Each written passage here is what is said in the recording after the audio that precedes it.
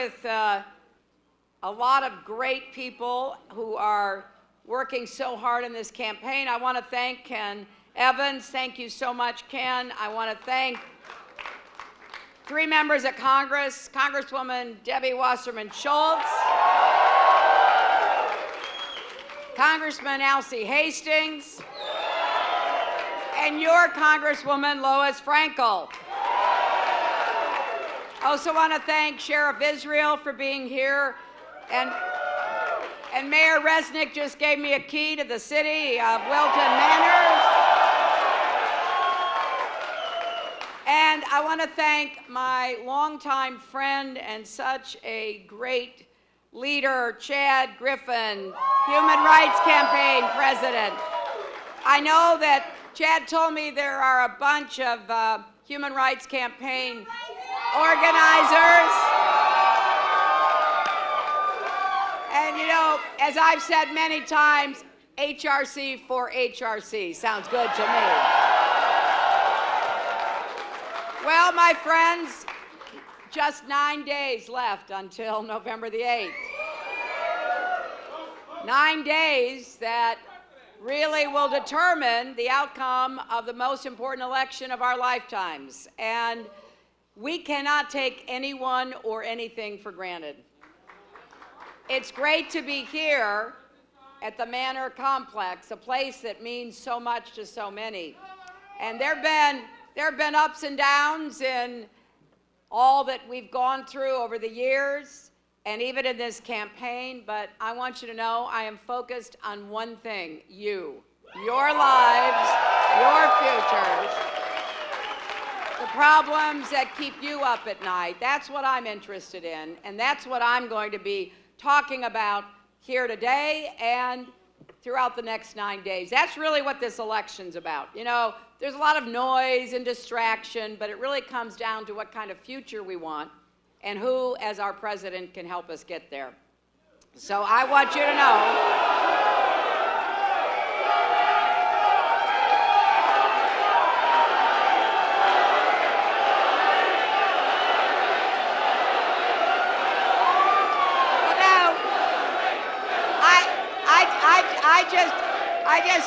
I just have to say, I know I'm preaching to the choir.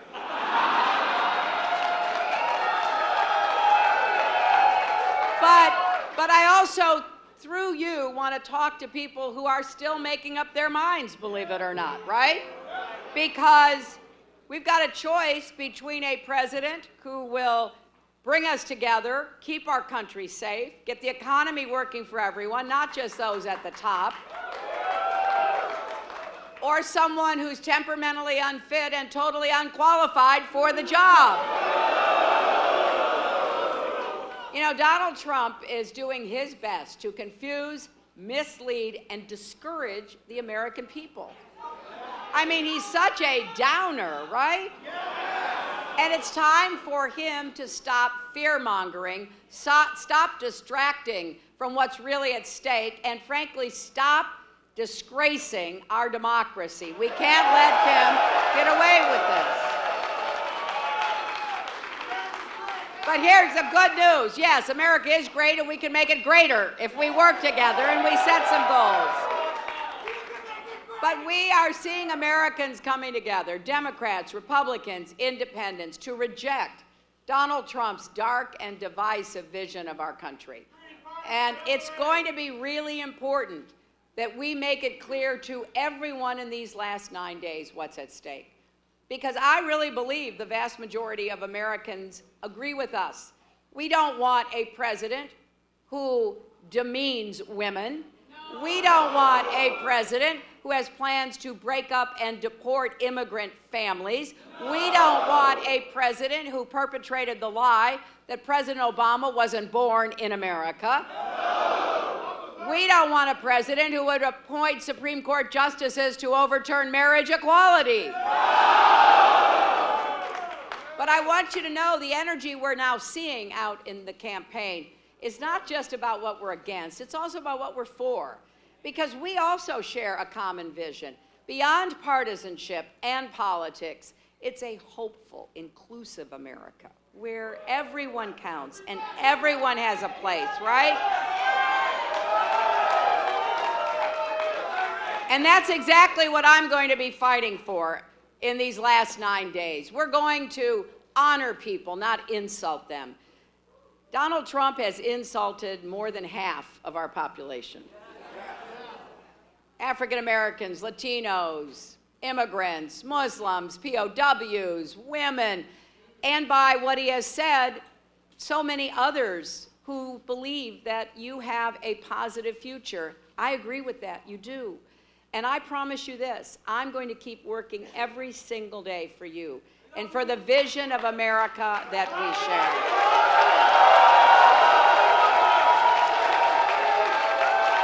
Now, I will tell you, my mom taught me to never, ever quit. And what does that mean? Well, that means you got it. You got it. And it also means when you're knocked down, what matters is whether you get up again. I have been fighting for families and underdogs my entire life. I'm not stopping now. We're just getting warmed up, right? And we won't be distracted no matter what our opponents throw at us. We're not going to be knocked off course. We know how much this election matters, and we know how many people are counting on us. So we're going to take to heart the words of our wonderful First Lady, Michelle Obama. When they go low, we go high. We're going to keep our foot on the gas because Donald Trump's strategy is real simple. They've even said it in his campaign. Here's his strategy about how he's going to win. Get women to stay home. Get young people to stay home. Get people of color to stay home. Get the LGBT community to stay home. It's all part of his scorched earth campaign, and it goes against everything we stand for. So, you know how we're going to stop him? By showing up with the biggest turnout in American history.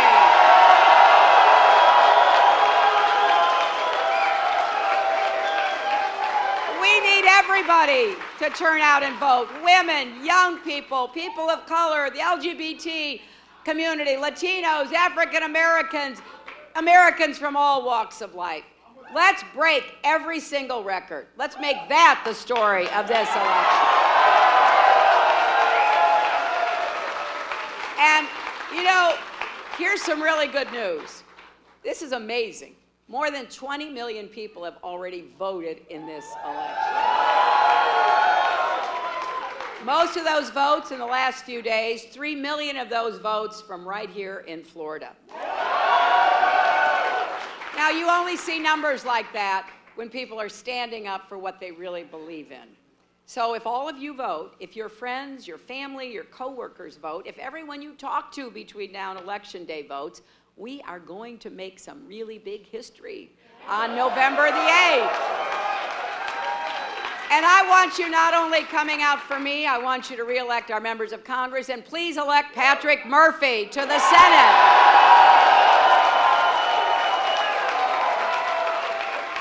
And if there are still people who have doubts about the stakes in the election, listen to this. We've heard some outrageous things in this campaign. I'm sure we'll hear more in the next 9 days.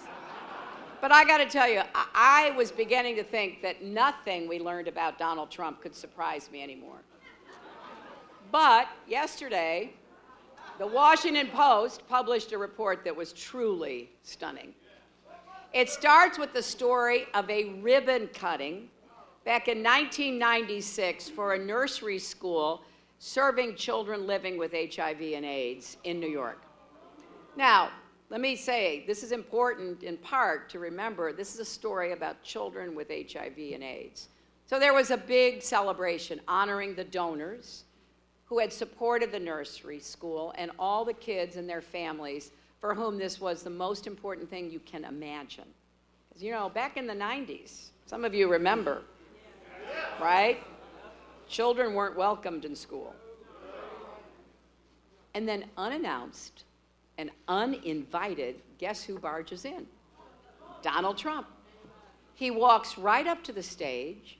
He sat down in the seat that was being saved for a local developer who had made a generous donation. None of the people working for the charity knew why he was there.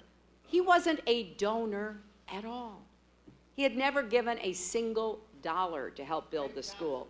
He just wanted people to think he had. So he sat on the stage through the program, even posed for photographs. And when it was over, he got up and walked out. No explanation, no donation. Now really, who does that? What kind of person does that? Really? I mean, who pretends to help kids with HIV and AIDS in order to make themselves look good? Well, I'll tell you, the same kind of person who would pull a bait and switch on a high school chess team. Back in 1997, he was principal for a day at a public school. That was a program we used to have in New York. The chess team was holding a bake sale to raise money to travel to a tournament. They were $5,000 short. He walked up to them and handed them a fake $1 million bill. At first, the kids and their parents were excited, then they were devastated to learn it was a joke. So he gave them $200 and drove away in his limousine. Now, this story does have a happy ending because a woman read the story about Donald Trump's behavior, called the school, and donated the $5,000. And the coach remembers this woman saying, "I am ashamed to be the same species as this man." Now, I gotta say, any of you see the debates? Well, you know, I stood next to Donald Trump in 3 debates for 4.5 hours, proving conclusively I have the stamina to do this job, right?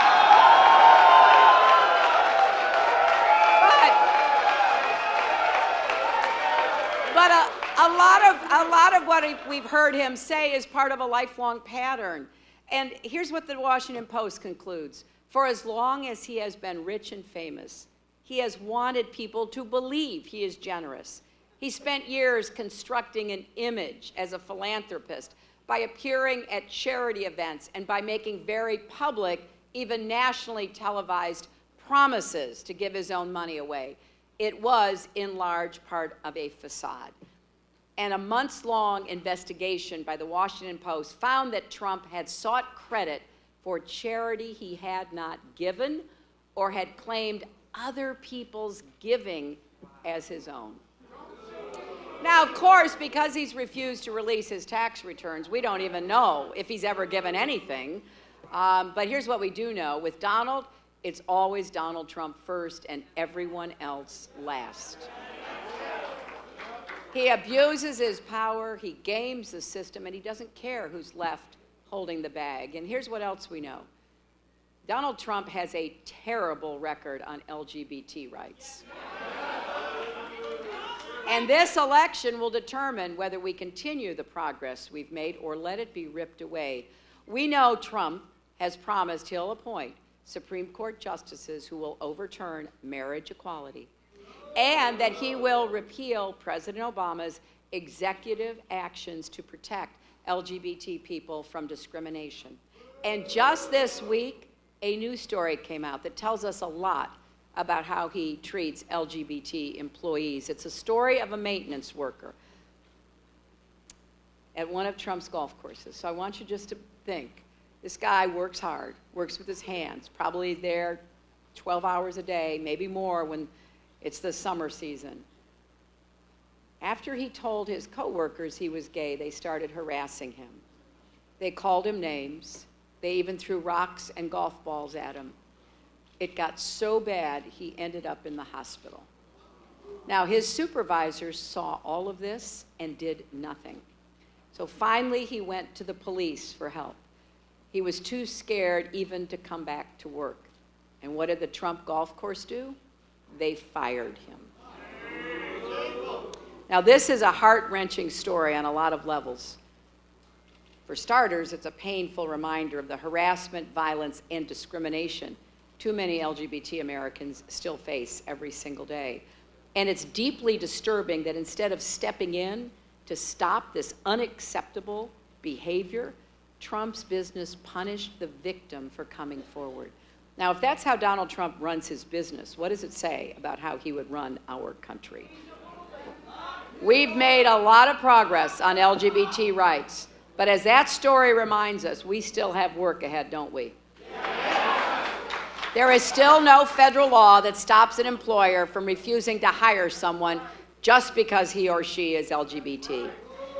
Or a landlord from refusing to rent an apartment to a transgender tenant. And of course, there are still states where you could get married on Saturday, post your Facebook photos on Sunday, and get fired on Monday just because of who you are or who you love. So here's what I'll do as president. We will call on the Congress to pass the Equality Act.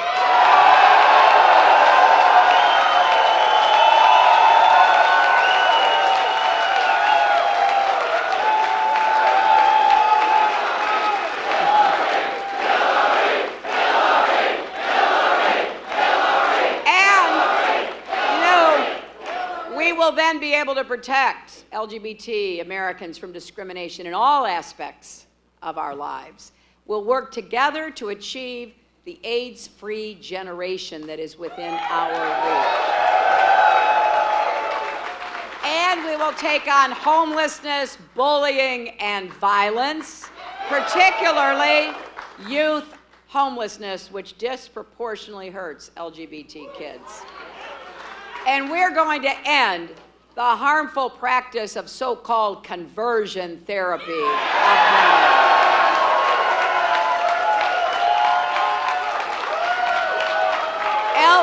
LGBT kids don't need to be cured of anything. They just need to be accepted and embraced and respected. And yes, we're going to bring people together to reform our gun laws and keep guns from falling into the wrong hands so that what happened in Orlando can never happen again.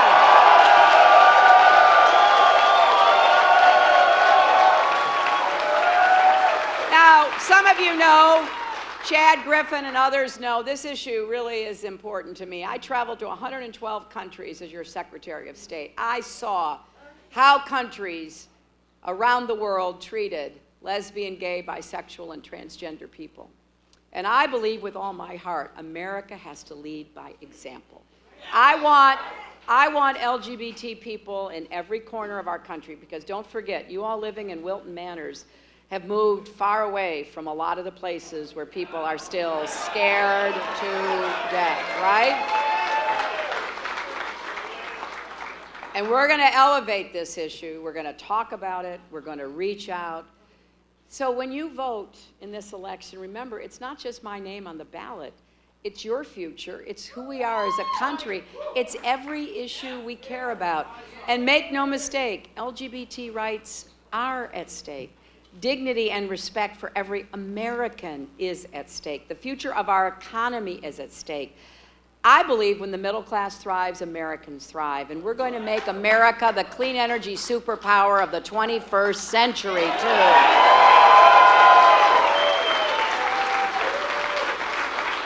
And if we're serious about supporting the middle class, we're going to be supporting families. You know, the other day I was in Pittsburgh, and there was a woman there with her young child. We got some folks from Pittsburgh. She was shaking Tim Kaine's hand, and she said to him, I came here hoping I could tell you or Secretary Clinton, I had my baby 3 years ago, and the next day I was fired. It had been a difficult pregnancy. I called to ask if I could take a little time to recover, and the answer was no, don't come back at all. Nobody, no parent, should ever have to make that kind of choice. But that's also true when we talk about paid family leave, caring for a spouse or a partner, caring for an elderly relative. I want us to recognize the way we live today. It is no longer the 1950s. We need to support people who are part of committed relationships, of families, of marriages, and give everybody the support you need to actually do what's the most important thing in life, and that is caring for each other. we're going to do everything we can to catch up to the rest of the world. Affordable child care, paid family leave, earned sick days, jobs with rising incomes. We're going to raise the national minimum wage. No one who works full-time should have to raise a family in poverty. And yes, we're going to guarantee equal pay for women's work. We're going to make sure that we not only grow the economy, but we make it fairer. And I got to tell you, that's such a stark contrast with Trump. He believes if you give the biggest tax cut in American history to the wealthy, that's with trillions of dollars going to the top, that will somehow trickle down. It hasn't worked. It won't work. I believe that we could grow the economy from the middle out and the bottom up. And that's exactly what we're going to do. So, my friends, we got a guy who won't pay his income tax. I mean, I got to just say, when we learned in the debate that he lost $1 billion, and that meant that he didn't pay income tax for like 20 years, he said that was smart. And I thought to myself, how smart do you have to be to lose $1 billion? Right? Really? And what kind of genius are you to lose $1 billion while running casinos? But it's serious because it means he's paid zero for our military, our vets, for health care, for Pell Grants, for our universities, our colleges, our highways. This is Trump to a T. The stories that I told you about him showing up and acting like he's done something, well, he shows up and criticizes our country. He shows up and discriminates against African Americans when he was denying them the right to rent apartments. He chose to make his products in other countries, not America. He's built a career on stiffing small businesses. I take that personally. My dad was a small business owner. I'm sure glad he never got a contract from Donald Trump.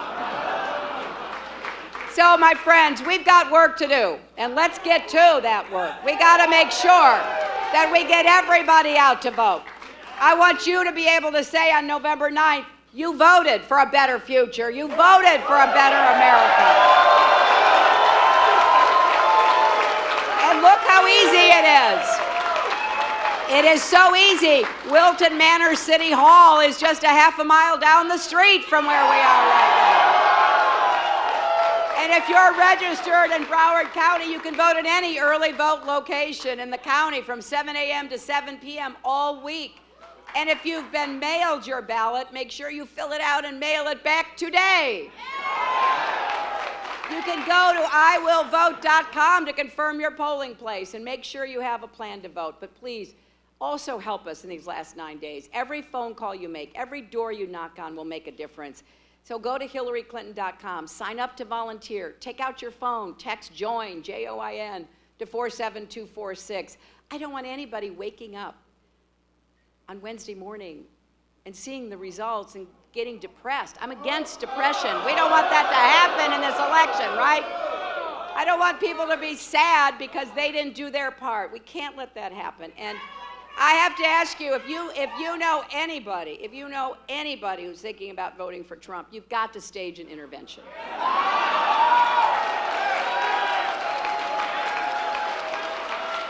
Do everything you can to try to convince that person that they surely care about something that Donald Trump is on the wrong side of, because I can guarantee you they do.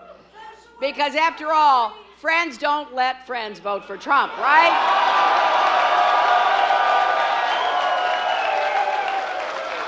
So, I am so grateful to all of you. How many of you have already voted? Okay, so now how many of you will help us get somebody else to vote? That's what's going to make the difference. Change is coming. Let's make sure it's the right kind of change. The choice is yours. We're going to do everything we can to build a stronger, better, fairer America, coming together, healing the divides among us, and we're going to prove once and for all that love trumps hate. Thank you.